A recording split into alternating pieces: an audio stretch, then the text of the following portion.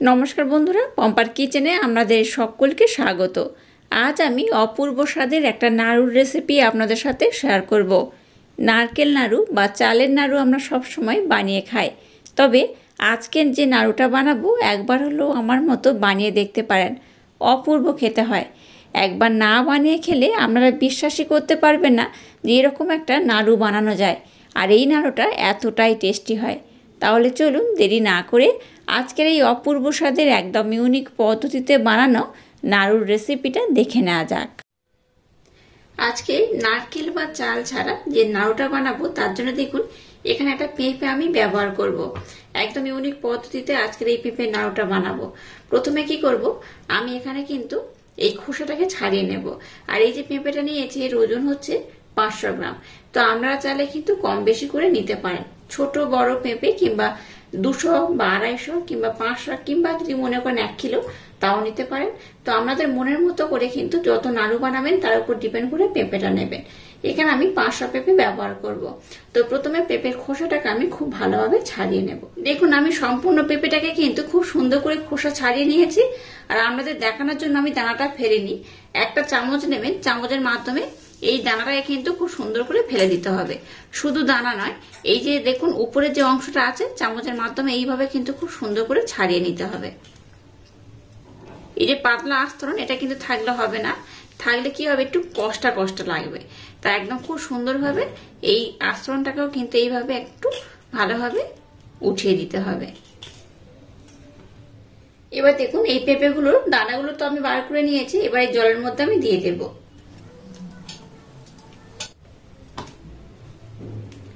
এই পেঁপেগুলো জলের মধ্যে দিয়ে খুব ভালোভাবে কিন্তু ধুয়ে নেব।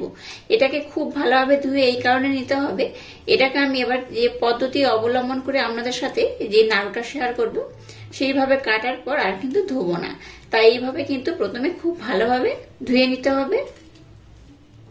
এবার দেখুন একটা থালা গ্রেটার নিয়ে নিয়েছি। গ্রেটারে দেখুন অনেকগুলো ছিদ্র রয়েছে, একটা খুব বড় রয়েছে, একটা খুবই ছোট রয়েছে, আর একটা দেখুন মিডিয়াম রয়েছে। তো আমি মিডিয়াম ছিদ্র দিয়েই কিন্তু পেঁপেটাকে খুব ভালোভাবে গ্রেট করে নেব। খুব ছোট দিয়ে করবেন না, আবার খুব বড় দিয়েও করবেন না। এইভাবে এই মিডিয়াম ছিদ্র দিয়ে করলে আজকে যে নাড়ুটা বানাবো একদম পারফেক্ট হবে।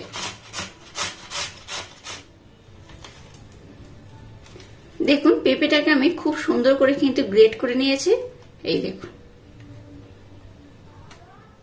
আচ্ছা এখানে আমি 500 পেঁপে বলেছিলাম, আমি কিন্তু 500 পেঁপে ব্যবহার করছি না। এটা গ্রেট করার পর দেখলাম বেশ অনেকটাই হচ্ছে, তাই এখানে আমি 300 নিয়েছি, 200 বাদ দিয়েছি। তো 300 পেঁপে দিয়ে কিন্তু আজকে আমি এই নাড়ুটা বানাবো। এই দেখুন কত সুন্দর হয়েছে, দেখে বুঝতেই পারছেন একদম কিন্তু খুব সুন্দর করে ভাবে আমি গ্রেট করে নিয়েছি। একদম ছোট ছিদ্র দিয়ে যেমন গ্রেট করবে না, আবার খুব বড় দিয়েও করবেন না, এইভাবে গ্রেট করলেই হবে। আর এটাকে কিন্তু আর ধুয়ে নেওয়ার দরকার নেই, এইভাবে রাখলেই হবে। চলুন এবার নেক্সট স্টেপ আপনাদের সাথে শেয়ার করা যাক। এবার দেখুন একটা ফ্রাই প্যান এরকম নিয়ে নিয়েছি, আর একটা বাটি নিয়েছি, সেই বাটির মাপ করে আমি পেঁপেটাকে ব্যবহার করব। এই 1 বাটি দিয়ে দিলাম, আবার আমি হাফ বাটি দিয়ে দেবো, মোট 1.5 বাটি এখানে পেঁপে আমি ব্যবহার করছি। এবার এখানে দিয়ে দেবো জল। খুব বেশি জল দেব না, অল্প করে জল দিতে হবে। 1.5 বাটি পেঁপের জন্য এখানে আমি জল ব্যবহার করছি 1 বাটি। এখানে দিয়ে দেবো সামান্য একটু লবণ। এবার দেখুন গ্যাসটাকে জেলে দিয়েছে, গ্যাসের ফ্লেমটাকে একদম লো রেখে এটাকে ঢাকা দিয়ে 10 মিনিটের জন্য আমি সিদ্ধ করে নেব। এটাকে কিন্তু একদম মোলায়েম করে সফট করলে হবে না, জাস্ট একটু টাইট থাকবে সেইভাবে একটু সিদ্ধ করে নিতে হবে। একদম যে গলে যাবে সেইভাবে কিন্তু সিদ্ধ করা যাবে না, এটা সিদ্ধ হবে গোটা গোটাও থাকবে, সেইভাবে এটাকে সিদ্ধ করতে হবে। তাই জলের পরিমাণটা কম দিয়ে গ্যাসের ফ্লেমটাকে একদম লো করে 10 মিনিটের জন্য ঢাকা দিয়ে এটাকে সিদ্ধ করলেই হবে। এটাকে ঢাকা দিয়ে দেখুন একটু ভালোভাবে সিদ্ধ করে নিয়েছি। এটা এমনই সিদ্ধ করেছি, এইভাবে হাতের মধ্যে নিলে বুঝতে পারবেন এটা গোটাও থাকবে, আবার খুব সিদ্ধ হয়ে ঘেঁটে যাবে না। তো এইরকম থাকলে আজকে যে নাড়ুটা বানাবো একদম পারফেক্ট হবে।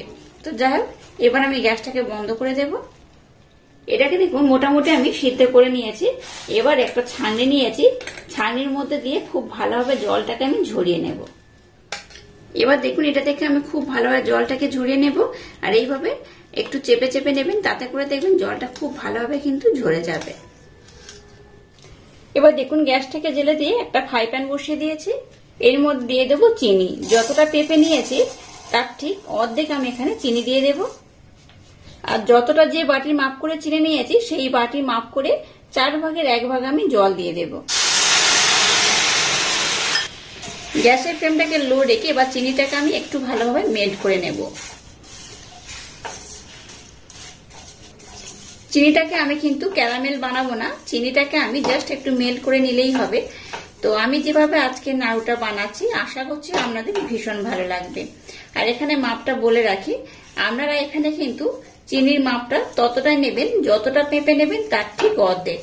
তো পেঁপে কুচিয়ে নেওয়ার পর একটা বাটিতে করে মেপে নেবেন কত বাটি পেঁপে হচ্ছে। তো সেই বাটির মাপ করে আপনারা কিন্তু অর্ধেক, মানে যতটা পেঁপে হবে তার অর্ধেক বাটি এখানে চিনি ব্যবহার করবেন।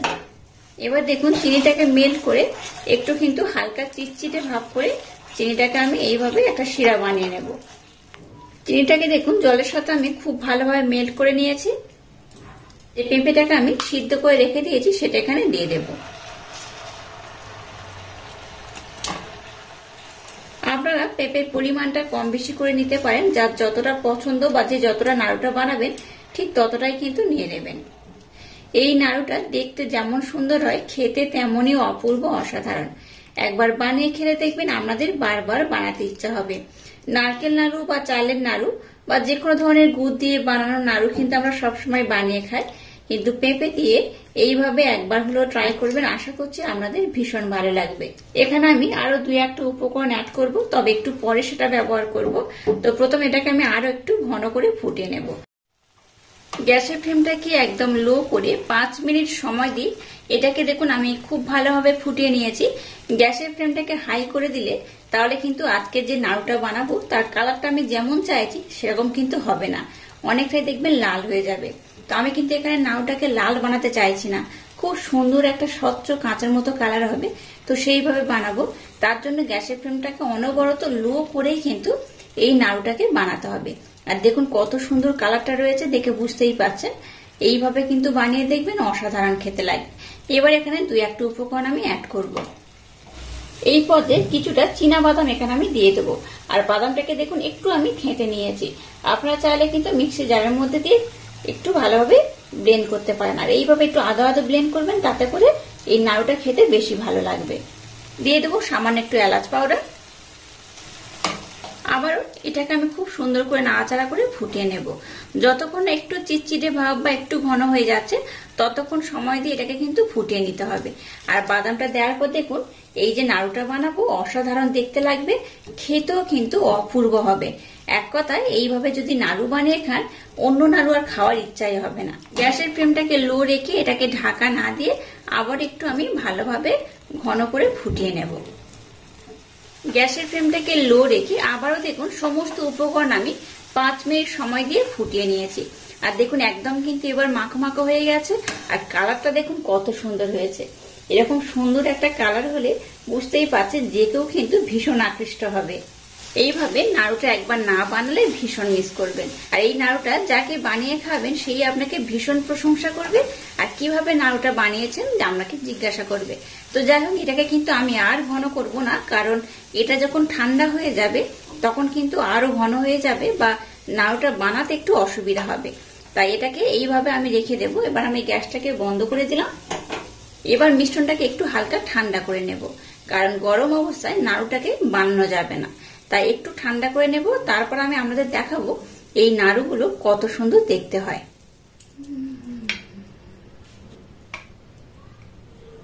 দেখুন মিশ্রণটাকে আমি একটু ঠান্ডা করে নিয়েছি, খুব গরম নেই আবার খুব ঠান্ডাও নেই, এইভাবে কিন্তু একটু হালকা গরম থাকবে, তখন কিন্তু নাড়ুগুলোকে বানিয়ে নিতে হবে। এবার দেখুন হাতের মধ্যে মিশ্রণটাকে আমি অল্প অল্প করে নেব আর নাড়ুটাকে বানিয়ে নেব। এই নাড়ুগুলো কিন্তু একদম কাঁচের মতো দেখতে হয়, দেখে বুঝতেই পারবেন কতটা সুন্দর হয়। এইভাবে ইউনিক পদ্ধতিতে নাড়ুটা একবার হলেও ট্রাই করবেন, আশা করছি আপনাদের ভীষণ ভালো লাগবে। এই দেখুন কত সুন্দর দেখতে হয়েছে, দেখে বুঝতেই পারছেন কতটা অপূর্ব হয়েছে। এটা দেখেই কিন্তু খাওয়ার ইচ্ছা হবে। তো এইভাবে নাড়ুগুলোকে আমি খুব সুন্দর করে বানিয়ে নেব। আপনারা চাইলে কিন্তু একটু ছোট বড় করে বানিয়ে নিতে পারেন।